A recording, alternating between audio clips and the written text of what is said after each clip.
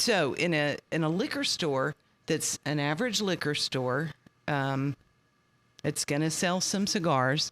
What would you recommend that store carry? Because people who are coming in our liquor store aren't looking for fine cigars, but they're going to want something that's a step above Swishers, you know.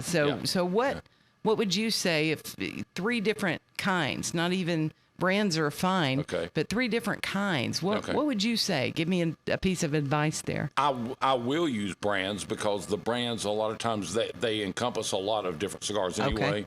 Gran Habano is one of our best-selling brands. Epicurio sells very well for us. Now, in the high end, Padrones are great cigars. And I will say this about Padrones. They are more costly, typically, than just about anything else on the shelf, but they are very consistent. You will never get a Padrone that does not draw well. And by drawing, I'm just talking about when you pick up the cigar and pull on it, it comes through nice and smoothly. And even with the other brands that we've got with a $22 cigar, you can buy a box of that $22 cigar, and you might get one out of the 24 in the box that you have a hard time drawing on. You have to use a poke run or whatever. It won't happen with Padron. It just won't happen. They draw super well. And one of the things I'm noticing as I'm holding this cigar, there are clean burning and dirty burning cigars. And the clean burn cigars, and Padron is one of those. And what I'm talking about is when you get the ash on the end of it, and every time you move it, it won't just flake off, which some of them almost look like dandruff. You know, little bitty ash that's falling off. Yeah. And that's not even by brand a lot of times. A lot of times it's just by the way that the cigar is wrapped and the way it's rolled. And so, and you've got to find that out on your own. And we won't get into that today, but if you come into the shop and you want to talk about clean burning and dirty burning, I can give you some, for instances, about each one of those. Here's another very general question, but if you want to get a good cigar, if you're going to buy a 5th of bourbon, you don't want a 5th that's $12. Right. You may not want a 5th that's $80, but a good mid-range for somebody who's not wanting to go rock gut and doesn't have a lot of money.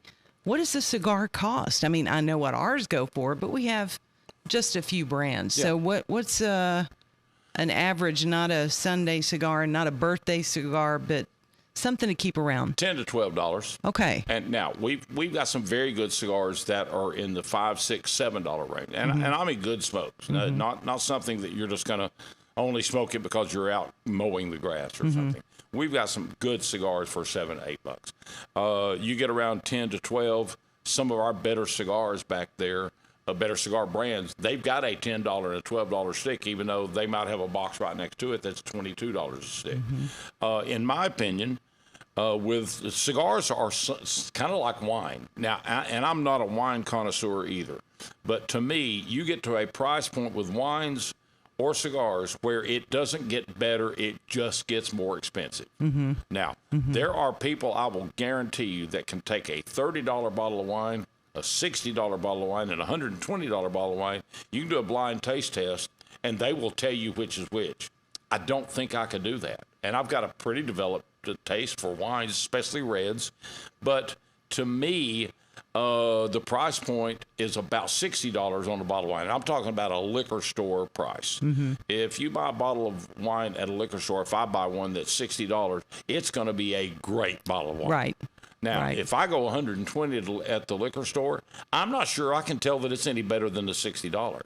And maybe it is, and somebody else can tell. No, your point's correct. And sure, there are people who can tell, and there are boutique wine stores just like there are cigar shops. Boutique wine stores have a couple of bourbons and high noons because somebody wants some, and then really good wine.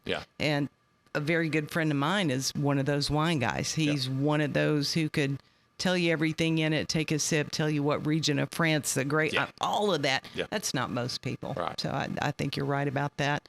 And I just had no idea. You mentioned a Padron. You've mentioned it several times.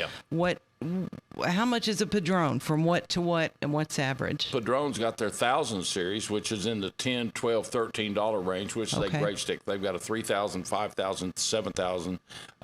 Then they've got their the higher ones, which is the 1926 and the 1964s, and those come in different sizes, different blends. They've got virtually everything that they have in those is either in a natural or a Maduro. And those cigars are anywhere from $16 to actually $36. I think $36 is the highest price Padron that I've got in there. And that's a 1926 number one. Is it worth it? It actually is. It's very much worth it. But typically, I would say that once you get above about $20 to $23, that's just a given range. And again, I'm not an expert. I'm just telling you what I think. $20 to $23, you spend that on a cigar, you're getting a good cigar, and it's not going to get a whole lot better at 35 or 36. But there are exceptions. But I'm just talking about general rules there. Do you also, when you order cigars, you know how allocated liquors work? Do you have that kind of thing with cigars? Do you call and say, send me this, and this, and you get it? Do you ever get anything in and say, look what I got? I can't believe I got that. How does that work? We do. And most companies, like the 15th anniversary that I'm smoking from EP Carrillo, that cigar was very limited. So when I ordered my EPCs the last time, and I wanted to get 5 boxes of these, I think I could only get 3 because we're not a huge shop. Right. And so you run up against a thing where they put limitations on you. If they've got someone who is buying 100 boxes at a time from them, and they've got a new anniversary cigar like the bourbon barrel aged Perdomo that we got in yesterday and the day before yesterday, and it's a phenomenal cigar. I think I was only able to get 2 boxes of those. Now, some of the bigger shops, they might have gotten 10 boxes of those, and it's a great stick, but they limit them because they've only got limited numbers of those boxes. So that's kind of where you are on it. There's a technical question I have, too, that interests me. Is there, like on liquor and wine, is there a legal markup? You have to mark it up this much. You must mark it up. Not that I'm aware of. Okay. There are no, at least not in the state of Tennessee. If I now, the manufacturers that I buy from, they've got some limitations. They're not going to let me advertise that I'm selling a cigar cheaper than I can buy it. Got it. They're not going to, and that makes sense. They don't want somebody running over here because I've got a newspaper ad, or I'm going out on a podcast saying you can buy this cigar for $12 and everyone else in town is selling it for $35. But can I sell it for that? Yeah, I can. I just can't advertise it.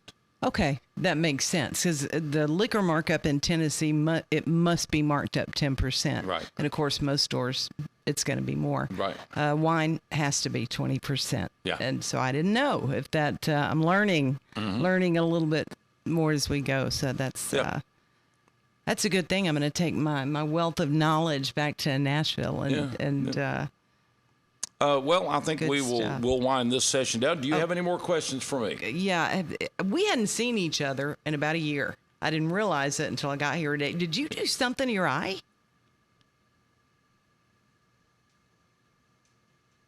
Is there something in it? There's something on it. Oh, you're talking about this one? Oh. That's one. Yeah, I was in a knife fight. And I should see the other guy, but right? the other guy. Don't get ahead of me here. Actually, that was a setup. She knew about this crap all along. It's always a joy talking with Stephanie Birmingham, and it's been great having you here for this session. We're going to take a break, and I think we've got one more session when we come back, and it's great having you here at Holy Smoke Cigars. Great to be here. Thank you, Dennis. Love you, dear. Love you back.